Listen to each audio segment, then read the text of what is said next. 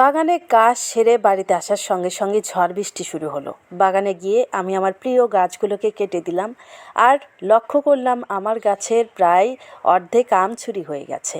আসসালামু আলাইকুম সবাইকে, আশা করি আপনারা সবাই অনেক ভালো আছেন। চলে আসলাম নতুন একটা ভিডিও নিয়ে। আশা করি আজকের এই ভিডিওটা আপনাদের কাছে অনেক ভালো লাগবে, তাই কেউই আজকের এই ভিডিওটা স্কিপ করবেন না, সবাই সম্পূর্ণ দেখবেন। শুরুতেই আপনারা দেখতে পাচ্ছেন আমার হাজব্যান্ড আমার আম গাছটায় জাল দিয়ে দিচ্ছে। আম গাছে জাল দেওয়ার প্রধান কারণ হচ্ছে আমার আম গাছ থেকে অর্ধেকের বেশি আম চুরি হয়ে গেছে।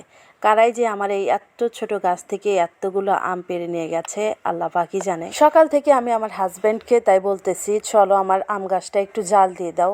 আমার দীর্ঘ বিশ্বাস এই আমগুলো ছোট ছোট বাচ্চারা পেরেছে, কারণ বড় মানুষ এই কাজগুলো কখনোই করবে না। পরে আমার হাজব্যান্ড তো গাছে জাল দিয়ে দিবে না, বলতেছে বাচ্চারা পেরে খাবে খাক, সমস্যা কি, তোমাকে আমি হাটে থেকে এনে খাওয়াবো, যখন যখন খেতে মন চায় আমাকে বলবে, আমি হাটে থেকে এনে দেবো।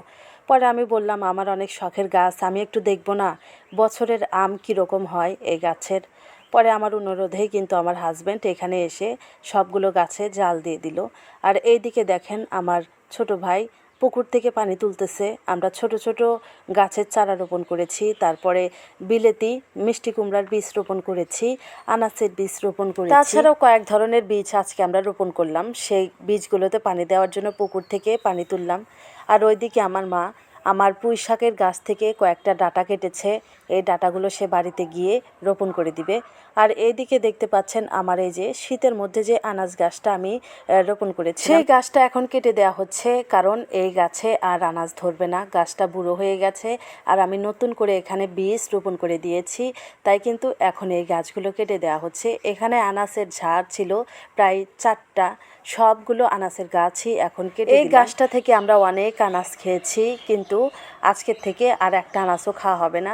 আর এই সময় আনাজ খেতে তেমন একটা ভালো লাগে না, আনাজ ভালো লাগে একদম শীতের প্রথমে যখন দাম বেশি থাকে। আর এইদিকে দেখেন আমার আম গাছটায় কত আম ধরেছে, সবগুলো আমে কিন্তু আমি জাল দিব ধীরে ধীরে। আমরা এখন আমাদের বাগানের যে বড়ই গাছগুলো ছিল সেই বড়ই গাছগুলো ছেটে দিয়েছি। ছোট্ট ছোট্ট গাছে অসংখ্য ডাল হয়েছে, সেই ডালগুলো কেটে কেটে একদম মেইন ডালগুলো রেখে দিয়েছি। আমার বড়ই গাছ বাগানে আছে তিনটা গাছই আমরা আজকে ছেটে দিয়েছি।